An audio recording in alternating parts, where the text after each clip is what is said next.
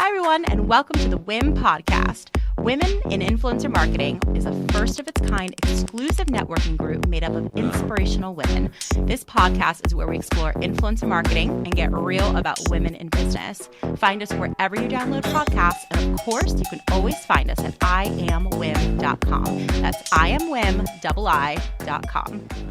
What is up, guys? If you are new here, welcome. Warm welcome.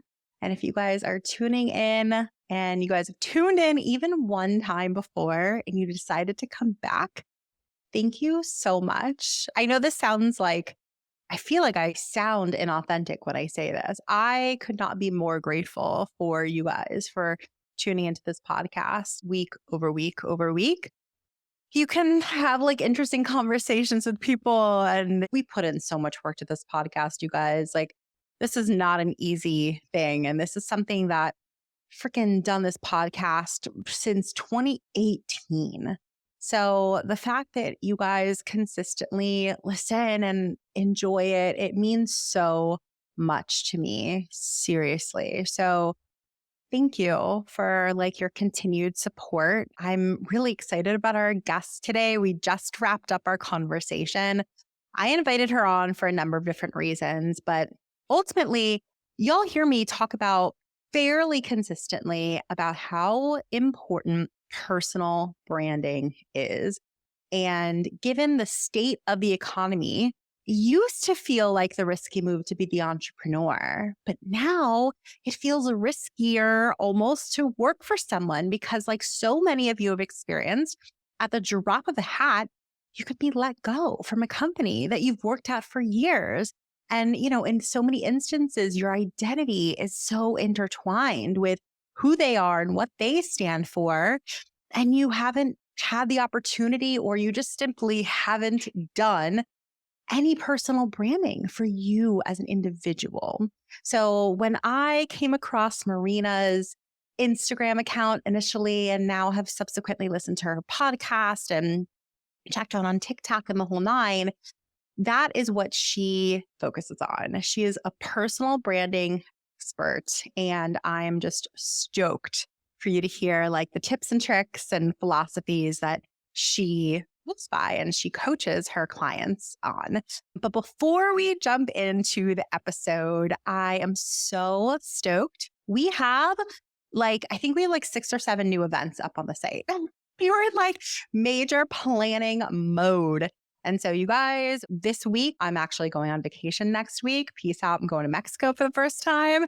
Before I left for vacay, I really wanted to make sure that we set everything up, and we have so much programming that is on the website for you guys now. We will link that below in the show notes, iamwim.com/events. It's easy peasy though. You're going to find how to get the most out of your membership, which is a monthly event that we host. You're also going to find 2 management-specific events. One is a panel discussion that's going to be phenomenal. The other is an open chat amongst managers. Our management community is actually the largest community within WIM.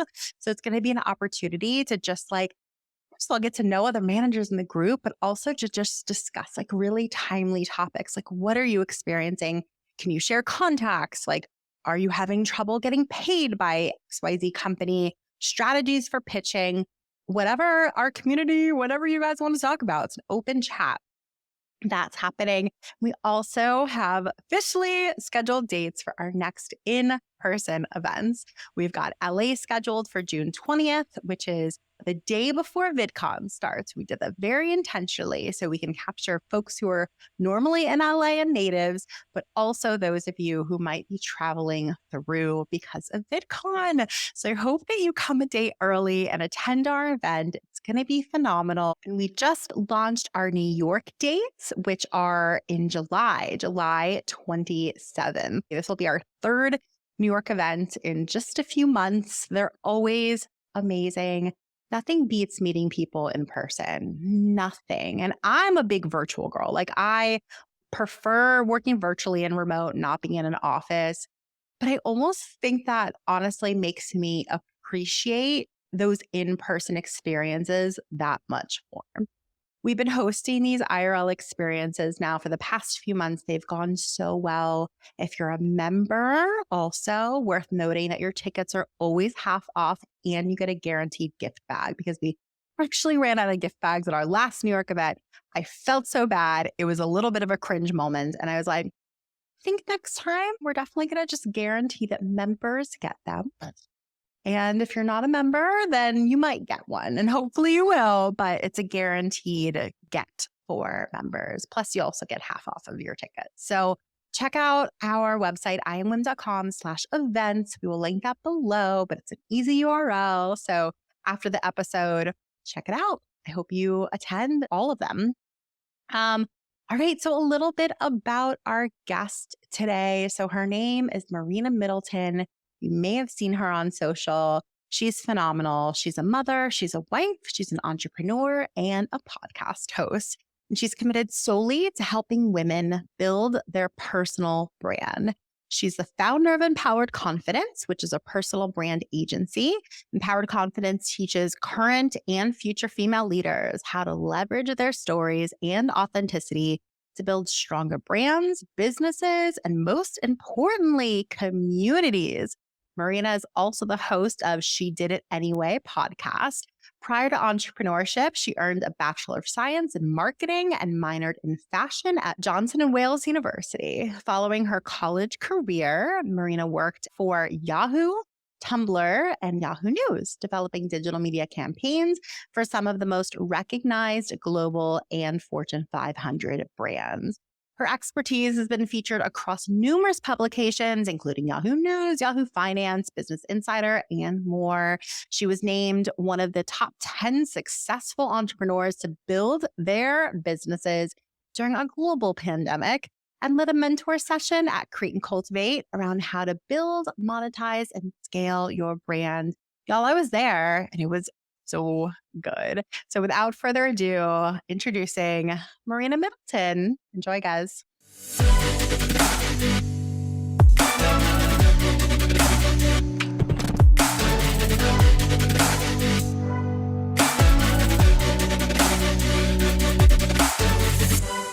All right. So I am super stoked to be chatting with you today, Marina. But first and foremost, welcome to the show.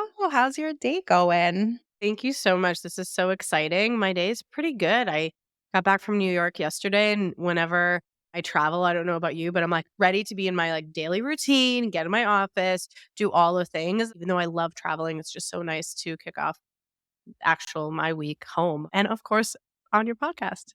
Totally. Home life is nice. Like nothing beats just like sleeping in your own bed, using Yes. your own towels, like little things I think make such a big difference. But so you're based in Boston, right? Boston.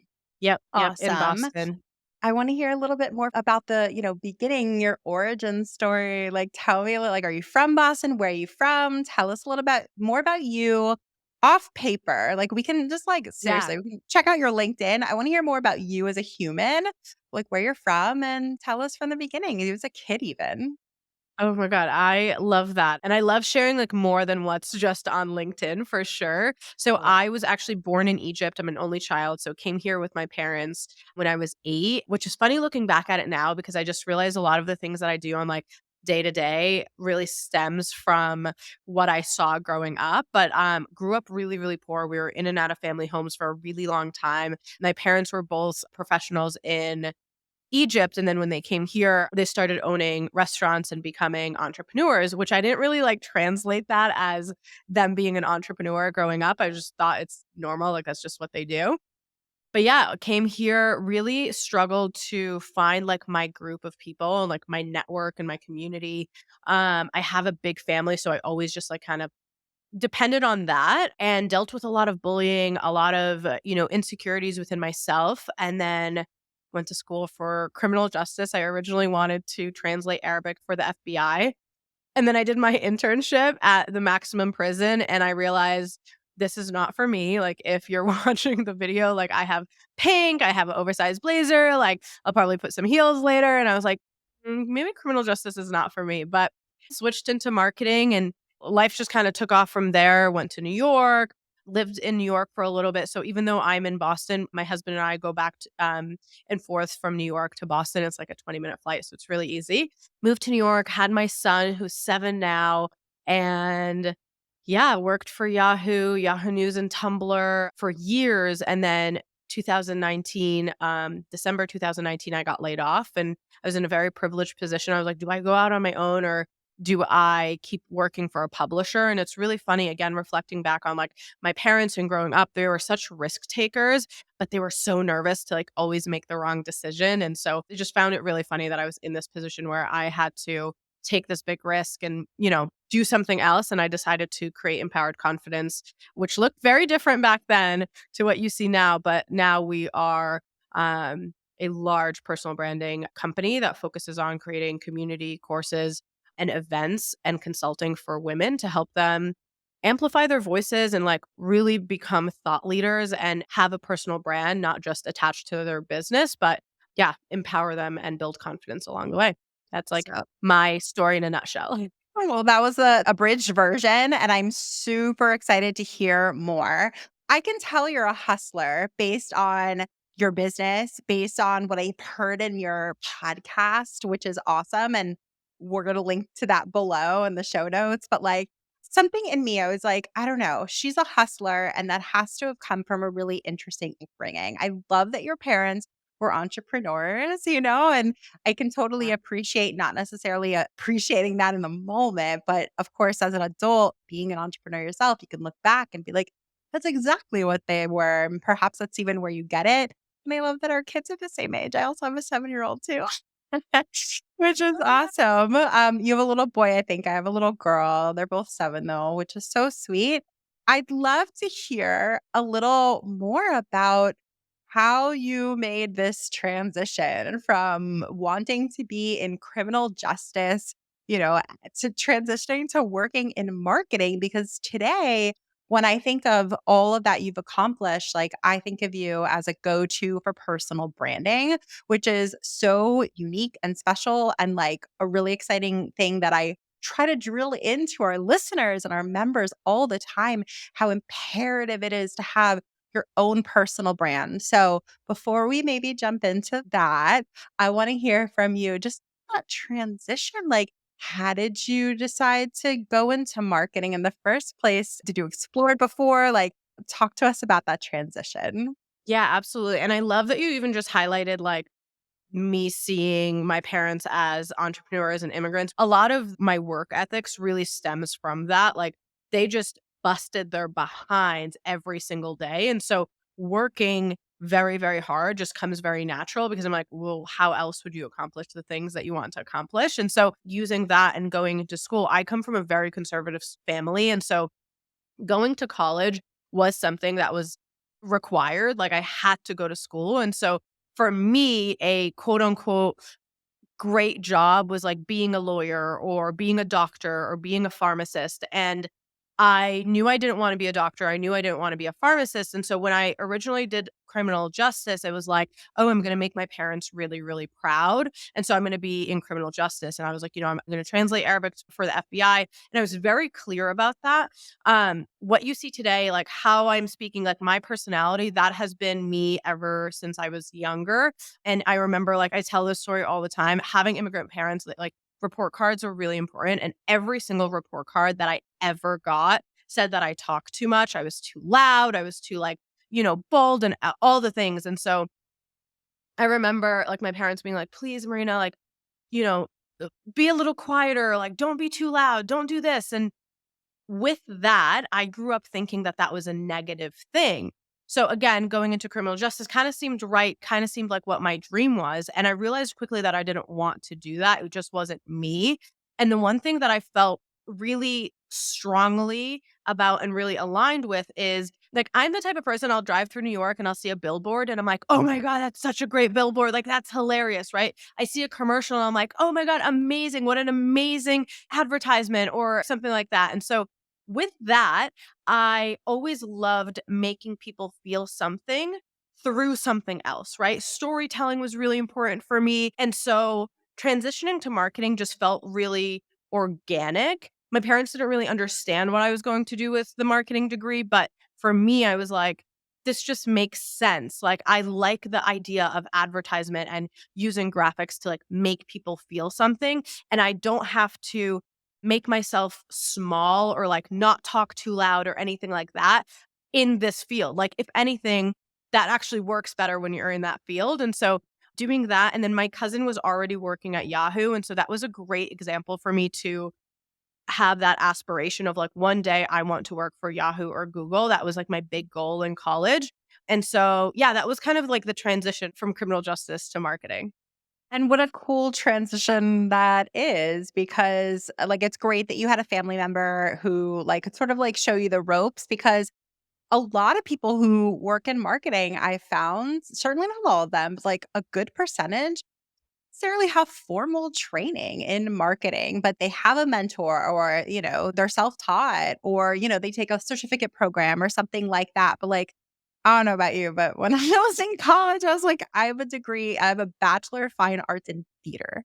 So like, weirdly enough, I do see that I have used that degree, but like in a super roundabout way. It's certainly not what I imagined for myself in college. And I bring that up because like when you were 20 years old, who the hell knows what we want to do for the rest of our lives? But like, thank goodness there's time, there's time to like figure it out. And I love that you tried something and, instead of white knuckling your way through it and being like, I don't know, maybe this one experience wasn't right for me, but maybe like really working for the FBI ultimately and like sticking with it, that it will be right for me and I will make it right for me. But it sounds like you had a different experience, which is you went through something and you're like, I'm self-aware enough to know that like this isn't the right fit for me and had the bravery to like completely pivot to something different. And that's really admirable. So you pivoted, you started at Yahoo, are working in marketing, but then ultimately you decided to focus on personal branding. And I want to hear more about how you launched this business and the few people who are unfamiliar with you, like tell people what you do on a day to day and sort of like what your customers look to you for.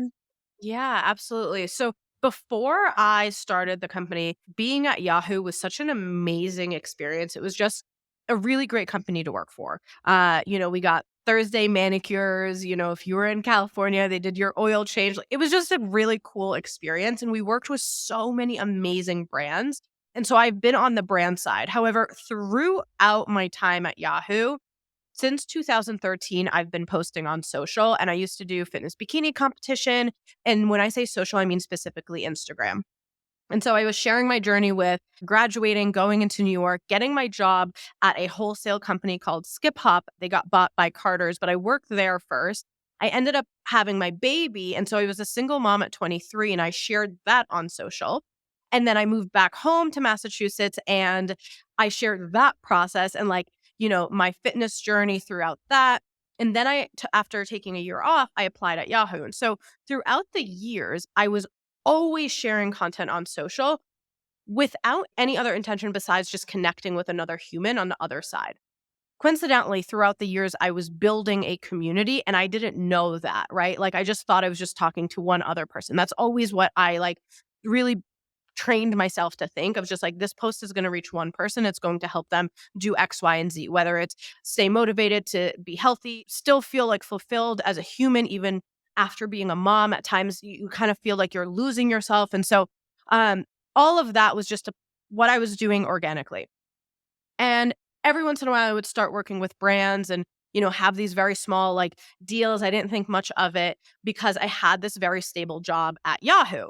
And throughout the years at Yahoo, every 18 months, usually Yahoo or big publishing companies, they do a large layoff. And every time someone would get laid off, group of people would get laid off, and I would hear the same thing over and over again. I don't know what to do. Oh my God, like, who am I outside of this job? I've been here for, 15 years, 5 years. Like, I don't have anywhere else to go. Like, I guess I'll apply here. Like, they had no focus, right?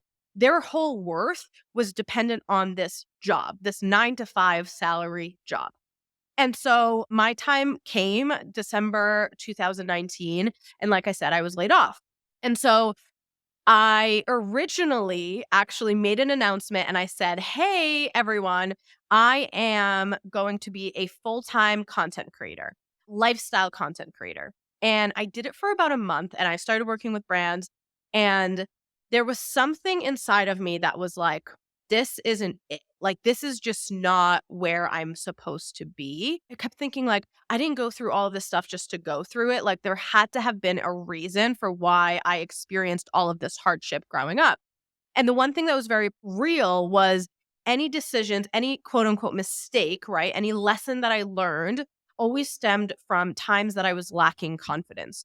And so in 2020, the first 2 months before the pandemic hit, I actually created Empowered Confidence as a confidence workshop. And I signed a deal with Reebok and I signed a deal with the YWCA to do these massive confidence workshops that go through boundaries and non negotiables and personal branding and like prioritizing yourself and having your own thoughts and creating original content was one of them. But again, didn't think anything of it at that time. Again, throughout that time, still posting on social, my following has gotten bigger or had gotten bigger at that time. And then the pandemic hit. And I was like, oh my God, no one plans for this. Like, I can't be in person. My whole business was set up to be in person for this workshop. And so I quickly pivoted and I realized, like, I love marketing and I love social media. It has given me the privilege and the opportunity to go out on my own because I had such a loyal community of people that were bought in on who I was, not where I worked or what I did, but like who I am as an individual. And that was my aha moment of, well, I can help other people do the same. And we first started with a business course that really helped women monetize their influence and either be an entrepreneur or aspire to be an entrepreneur, helping them grow and rebrand, and then progressed into master classes or masterminds, retreats. We had a summit recently, and we're launching our first personal branding course program specifically for women. And so it's just been such a journey, but it always goes back to this fact of I wouldn't be where I was if it wasn't building my personal brand. So I'm obsessed. I think it's amazing. We had someone on the podcast like many, many months ago. She's my business coach, and her whole brand is about no plan B. And like, what an empowering message that is. And I sort of like get a little bit of that from you. But what I also just hear is like a ton of like resilience and the ability to just pivot. Like, some people are so adverse to change. And so, like, hearing your story, like, people be like, damn, that's so impressive. But like, oh, like, I could never do that for myself. So, like, do you feel like you've always been like that? Or do you feel like that's like your pivoting has been due to just necessity? Like, what is that for you? I love that you said the pivoting is due to necessity. So I actually used to call myself the professional pivoter. Anytime that I didn't like something, anytime something didn't work out, I was just like hustling and bustling and just like figuring it out, right? But what I realized is I'm not actually pivoting, I'm just evolving. I'm growing. It's just part of the growth. And a lot of us translate evolution with like resistance and it's just too much change and it holds us back. And so I think I've always just welcomed evolution, even though I'm very uncomfortable with it. Like, by no means was I laid off and I was like, woo, now lifestyle content creator. Oh, that didn't work. Woo, let's like, no, I am like scared crapless, right? And I am trying to figure it out. But in my head, I've always had this mindset of I will either find a way or make a way. Like, that's just it. It's not an option to fail. Like, it's not in me, but also I'm so privileged to wake up every day. I'm so privileged to be able to have a house and have internet and like have, the opportunity to say, I'm going to start a business or I'm going to do this. Like, some people don't have that choice and I don't take that very lightly. And so that plays a huge role of it. Like, failing is just not an option. Like, I just can't.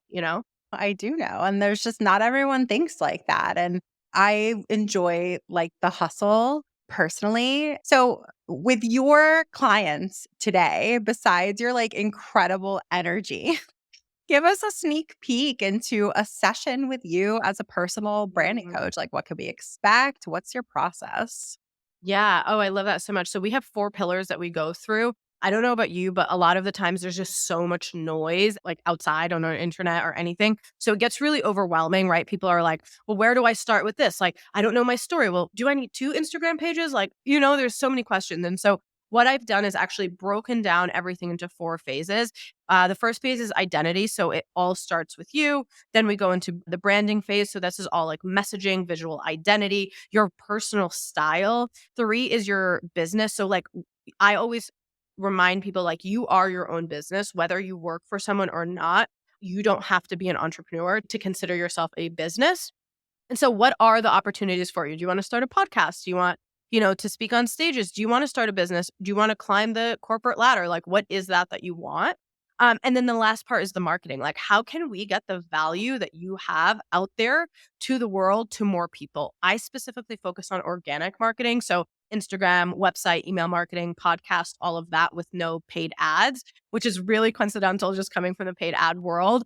I just think that you can actually do so much more through word of mouth and organic marketing. And so we do a bunch of different things. With the business course, they have the actual library, and every week we focus on something else. And I don't know if I was like meant to be a school teacher, but I love homework. And so every single service that I offer comes with like, this is what you have to do. This is how you're going to learn. This is the information you're going to consume. And then there is always an implementation phase. I know we spoke briefly, like we saw each other at Create and Cultivate, or you saw that I spoke at Create and Cultivate. A lot of those events, whenever we're consuming so much content, it's amazing, but sometimes it's like the fire hose of too much information. And so what tends to happen is that we actually don't implement it. So one of the things that is really unique about our services and working with me is that we are so close to the process of like, this is how you learn, but you have to implement it. So you see direct results. And so we do that with our course. We have the business course, like I said, and then we have the mastermind retreat, which is super intimate for entrepreneurs. But this is actually the first year that we're going to bring our personal branding curriculum outside of just consulting and one-on-ones and be able to provide it to the masses. But we always go through those 4 phases of identity, brand, business, and marketing. I love that you're talking about the distinctions between a more intimate setting where you have the ability to like really digest it and really like have it just like seep into you and then interpret it how you need it to be interpreted for you to best use it. Because while those conferences, there are dozens of them, not worth naming specifics, but like, well, a lot of these conferences are phenomenal and they do serve a lot of wonderful purpose. I have witnessed what it seems like you have as well, which like sometimes it's too much or sometimes it's just not in the way that we need to be taught. And everybody learns differently. And so it's really nice to be able to have like a coach or an intimate group where you can all sort of like learn together and be able to digest it how you need it to be digested for you. So when it comes to like the personal branding stuff, look, like this is such a topic that I appreciate the heck out of, specifically because our community is so used to promoting other people, right? So like we're used to promoting other people's brands, or if we're talent managers, other influencers and stuff like that. And, so many people work for other companies. And with this volatile, like economic world that we're in right now, it used to feel really risky to be an entrepreneur, but now it almost feels more risky to work for somebody else because at the drop of a hat, they could give you your notice and you're out of work. And if you've been so tied up in their brand and your identity is so intertwined with them, like where does that leave you? And I just, especially as like a women's focused organization, I want to empower the women who are listening to the show to say like take your power back by establishing your personal brand. So your personal brand, it's so good. And I love it. You're talking a little bit, you're like, I've got pink and I got this oversized blazer. And like you have a very clear brand, whether it's aesthetic and otherwise. Tell us more about your personal branding, maybe the journey of how you got to where you are today in terms of your own personal brand and like just how it's so good. Oh my God, thank you so much. It has been such an evolution, which I'm welcoming. I actually called this year my reinvention year. I felt like I was trying to stay the same person that I was in 2013, 14, 15, 16. It was just like, I'm such a completely different person. And as I get older, I evolve, which is such a beautiful thing. And that is why it's so powerful to have your own personal brand, because you have control of the narrative that exists about you. And you also have control on how you show up. And so the evolution, I mean, I used to share my fitness journey. And although I work out every single day now, my personal brand isn't revolved around my workouts or my meals or anything like that. It's just not. And it's interesting because a lot of the times, a lot of my clients come to me and they're like, well, I've always been a fitness instructor, or I've always been, the CEO of this company and I've sold my company. Now what do I do? Or I've worked at, this organization. Like, I can't talk about anything like that. I always look at talking about different topics or changing industries, changing focuses as such a great opportunity. And so the evolution for me is like going from posting only fitness content and my meals and all of that stuff to sharing motherhood and then sharing building confidence and all of that.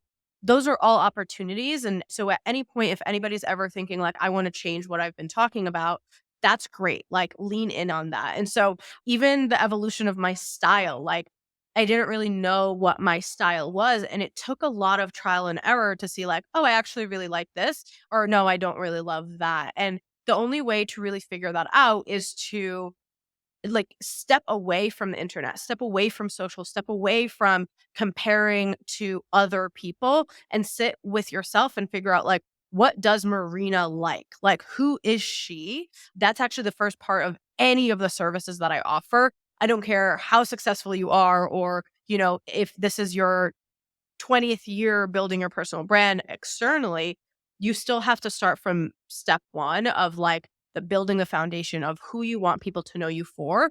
Style is definitely one of them. And that doesn't have to be fancy. Like, you can wear Lululemon or, Target every single day. That doesn't matter as long as you're just consistent with how you show up. That is what makes a strong personal brand. And so the evolution has been crazy, from fitness to mom life to now what you see today, and really allowing myself and giving myself permission to just show up authentically, whatever that means for me specifically. Hey, you. Thanks for listening to this episode. This show is sponsored by Women in Influencer Marketing, the best online community for the creator economy. You'll meet fellow influencer marketers, brands, and talent managers to talk shop, get hired, and even find a mentor. When you join, don't forget to check out all of our incredible resources. We also have dozens of masterclasses from the top voices at TikTok, YouTube, award-winning agencies, and women who are paving the way for us all. If you want a chance to network with a who's who in influencer marketing, just check out what it takes to join the membership collective. Visit iamwim.com/join today. That's iamwim.com/join. And I'll see you around the community.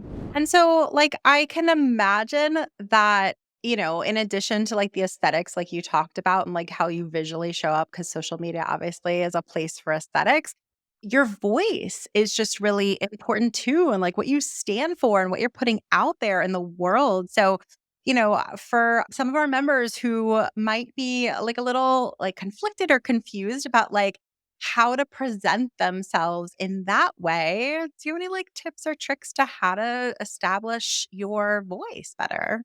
Oh my God, what a great question. A lot of the times we're just scared of like, who cares? Nobody cares what I have to say. Like, what is this person from high school or middle school going to think of me? What is my family going to think of me? What are my coworkers going to think of me? And so it's a lot of like self doubt. And so what I always lean on, and I have said this quote for as long as I could remember, and it's, don't ever think that what you have to share is insignificant. There will always be one person out there that needs to hear what you have to say. And I have ingrained that into my brain always, because second guessing myself and imposter syndrome and all that stuff, fear, that never goes away. You're just deciding every day to make another step, to vocalize your opinions, to make a difference. And so to really like the tangible thing is, one, remember that your voice matters and what you have to say really matters. Two, it's so important to know what value you have to provide. What is your purpose on this earth? Like, are you there to empower people? Are you there to, support them in a specific area? do you have a strength and a skill that you can teach someone else or help someone else with? I feel like it is our responsibility. If we have a strength, if we have value to provide, we have to provide it, right? And so knowing that, always remember like your value matters and just thinking about like, how can I help that other person, that one person that I'm going to, speak directly to, especially on social? Like, how am I going to share that? And I could be like a small tip. A lot of my clients don't like to get on video, which is funny because like I'm always on video. I'm always recording. Like I'm talking to myself on the phone all the time. But I understand not everybody is like that. And so using different techniques of like, doing just your audio and having videos where it's just behind the scenes or facing the camera the opposite way and showing what you're doing rather than just directly to you. The more that you do that, the more comfortable and more confidence you're going to build. So just taking steps every day to be like, okay, today I'm going to share this value and reminding yourself there's at least one person out there that needs to hear what you have to say. Being so like service oriented, I think is just like a really powerful thing because I can imagine a lot of people just like get in their heads so much about, I'm nervous about this or I'm not comfortable on camera, whatever the case may be. So just like reminding yourself of your why and your purpose and your like, mission and like making it about the other people in your community versus yourself, I can assume that's really helpful. I also love that you're talking about, different platforms or like different mediums to be able to get that message out there. So, we talked a little bit about podcasting. We're both podcasts, but even podcasts, we don't have to do this on video, but like we choose to. I didn't used to. We have hundreds of episodes where it's just the audio. And I can definitely say, not like perhaps this happened, like I had to get more comfortable being on video. It was not the initial thing that I was like, yeah, I can't wait to get on video. I was like, I think it should be. I think it's best for the show. I think it's best for the community, but like not necessarily comfortable doing that. But I think broadly, there's so many social media platforms out there. And somebody who's like, all right, I'm sold, Marina. Like, I want to go out there. I want to get my voice out there. Which one do I focus on? Where do I start? Like, should I do them all? So, are there any social platforms in particular that you're the most excited about and you think that people should focus on in terms of like getting their personal brand out there? Yeah, so there's so many out there, like you said, and it's really going to depend on the type of content you feel most comfortable creating. I love all the platforms. It took me a really long time to get on all the platforms. I'm on LinkedIn, I'm on YouTube now, Instagram, TikTok. I'm not on Twitter. And so that's a perfect example. Twitter is very popular, but like I find no joy in just like tweeting random things. It's just doesn't excite me. So I'm not on that and I'm not putting pressure on myself to be on that. And so I would actually push the question back to them of like, okay, well, what kind of content do you like creating? And who are you speaking to? That's going to be really, really important. So if you're speaking specifically to professionals, well, maybe LinkedIn is your platform and you can write longer articles. You can spend the time engaging on there, posting videos. If you are looking to create more evergreen content where you're talking to more of the masses, maybe Instagram is the platform for you to use. And so, really thinking about the type of content you want to create. I love TikTok just because it seems like such a low hanging fruit. Like, you don't need a lot of edit, if any editing at all for your videos, right? People actually love where it's like more unfiltered. The algorithm is just more beneficial when you're thinking about like creating more content at once. And so you can have a video from a year ago and people will still be able to see it. It'll just keep pumping out content. If you have like home or beauty or lifestyle or fashion content, maybe Pinterest is a platform that you want to create to drive traffic to your website. And so if someone's like, where do I start? I would start with thinking the type of content you want to create and who you want to speak to, because that will determine what platform you're using. I definitely don't think you should use all of them all at once, especially if you're a solopreneur or just like one individual. I think that's in fact too much to put on your plate. And so I would start with one or two of them and always remember to repurpose your content. So for example, we have one long form video for our podcast. We then put that on YouTube. We put it on LinkedIn. We then cut it up into smaller 9x16s and we put that on TikTok and Instagram. We use the audio for a podcast. We then extract some of the audios and use them for graphics for Instagram. So like we are repurposing the same content over and over and over again, which allows us to scale. And so it's really important just to remember, like, you're not supposed to be creating new content every single day. That's just too much pressure. And so don't put that pressure on yourself. Yeah, and be smart about it. Like the idea that you Mhm. can repurpose things and or, just like maybe tweak something a little bit and like remake it into something new. Like that's just an efficient way to run a business. So I love that you're saying that. So specifically when it comes to podcasts, I do want to focus a little bit on it because if I've heard of, a request from our community, more often than not, if they want to like get into personal branding, many of them are like, someday, maybe start a podcast. We've had a masterclass on like how to launch a podcast, but everyone's show is different. Everyone's format's different. And like there's just so many different variables. And I think it's great to just hear your firsthand experience. So if you could give like 2 to 3 tips for anyone who wants to like grow a podcast because launching they can watch the masterclass, but to grow a podcast I think is really important. What's the point of showing up if no one's there to listen? So if you could give 2 to 3 tips to just like grow a show, what would you say? Yeah, I love that. I would tap into your community 100%. So that's the first one, like asking them to share it. If someone is DMing you or messaging you saying that they're listening, like engaging with that conversation and thanking them and being so appreciative and asking them to share it on their story or recommend it to someone, that's going to be really important. Second thing is really remembering that the conversations that you're having shouldn't just be like random conversations that you want to have. It should be very much community driven. So figuring out like who is your audience and what do they need to hear? Inevitably, if that is the approach and the strategy you're taking, more of those people are going to be sharing it on social and being like, I needed to hear this today. This was amazing. And so having that. And the third thing is video. Video is going to be so important. That way you can share it on all different platforms. So get comfortable with video. Got it.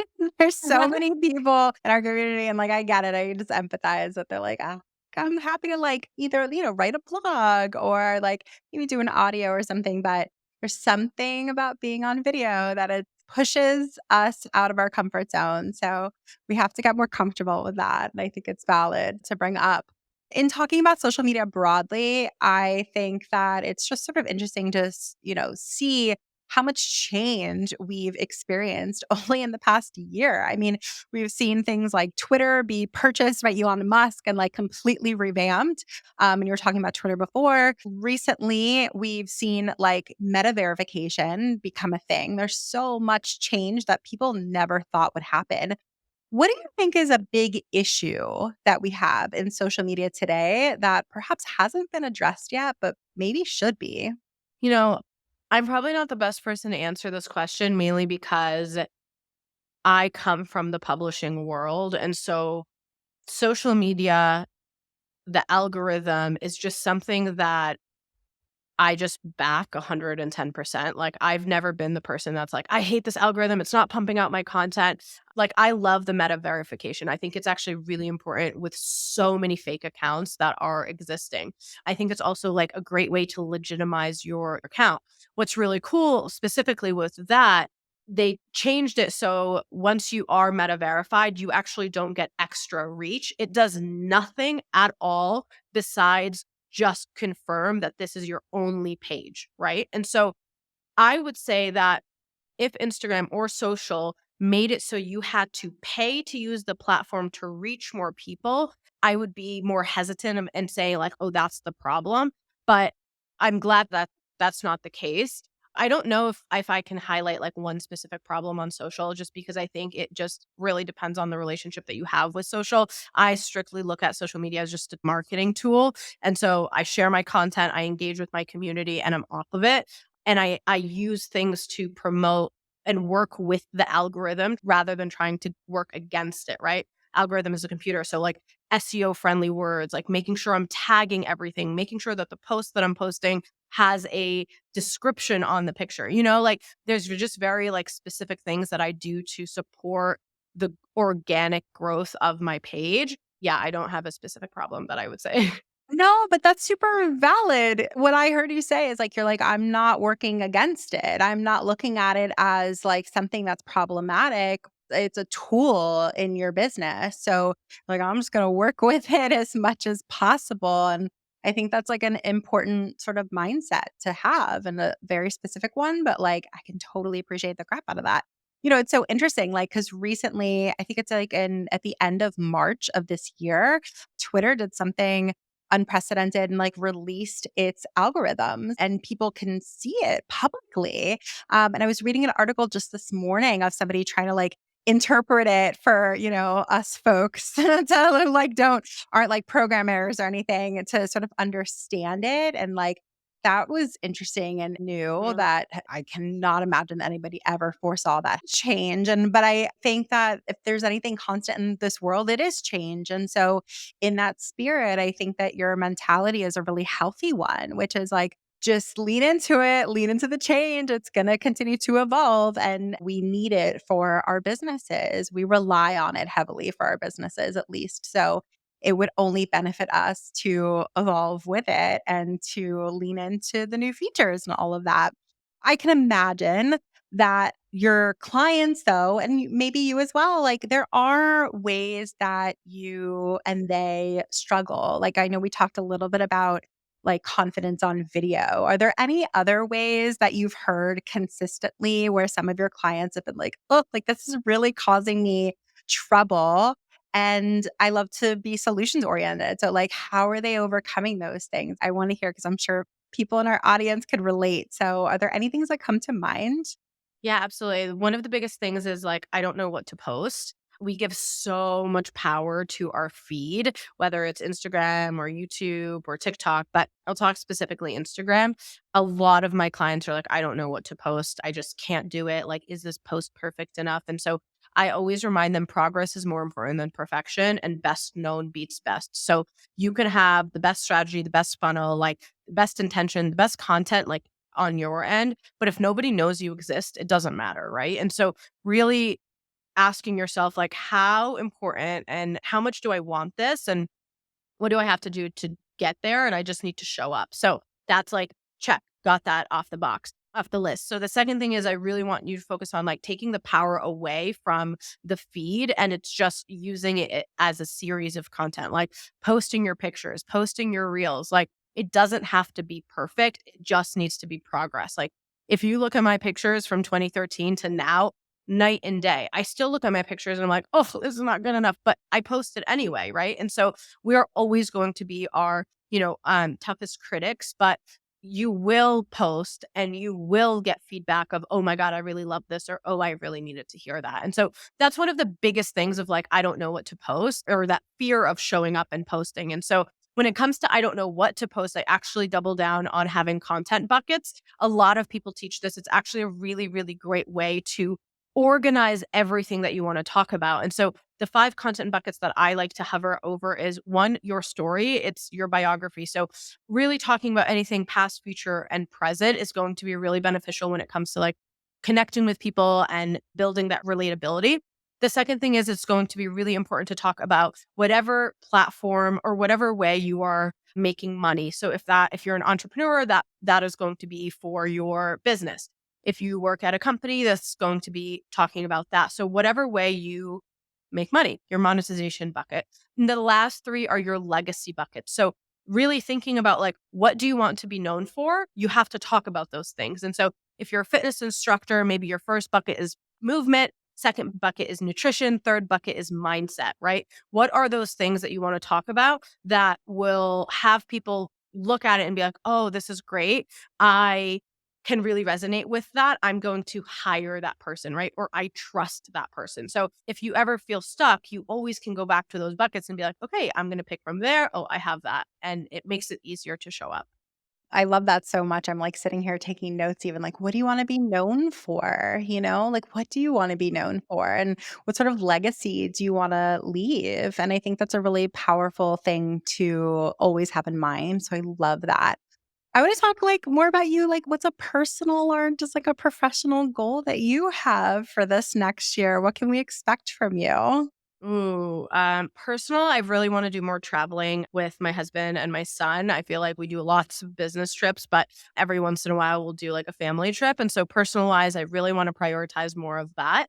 Professional wise, just larger impact when it comes to empowered confidence. I think a lot of us, we say that we're really scared of failure, but really we're sometimes scared of success. And so I've been really playing it small, believe it or not, in terms of like what I want to do. And I gave a little sneak peek this year of launching it's called the Confidence Summit, or hosting a Confidence Summit, which was my first large in-person event. And after that, I was like, oh, heck yeah. Like, I just want to do larger events and tap in more amazing women so we can just create a bigger impact. And so that is like my number one goal for this year and moving forward, of like, how can I make a larger impact on more lives? I love that so much. And my last question for you today: how does your son react to everything that you do for a living? I love that, like, I see him in your content and I know he's such a prominent part of your life. And like, what's his reaction to everything?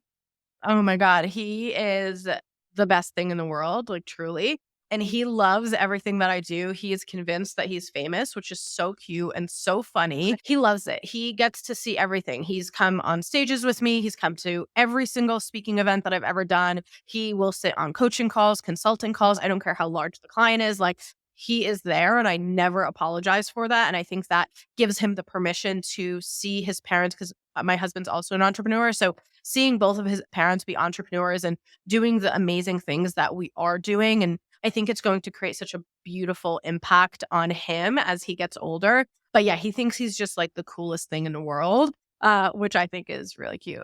It is really cute. That's so adorable. Well, I am excited to see so much more from you. I'm excited to see him in your content. And I want you to go on like lots of amazing trips around the world with your family that have nothing to do with business. It's been such a pleasure having you on. I know that our audience is going to like reach out, get in touch. We're going to link everything, all of your socials and your website and about your conferences, like in the show notes. So check them out. What's the best platform to reach you on if we were to pick just one and someone wants to reach you right away? Instagram. I'm always on my Instagram, probably too much. Instagram, DM me. I am always responding.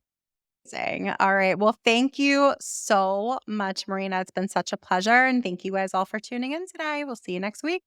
If you enjoyed this episode, we gotta have you back. Check out our website for more ways to get involved, including all the information you need about joining our collective. You can check out all the information at iamwim.com. Leave us a review, a rating, but the most important thing that we could ask you to do is to share this podcast. Thanks for listening. Tune in next week. Tune in next week.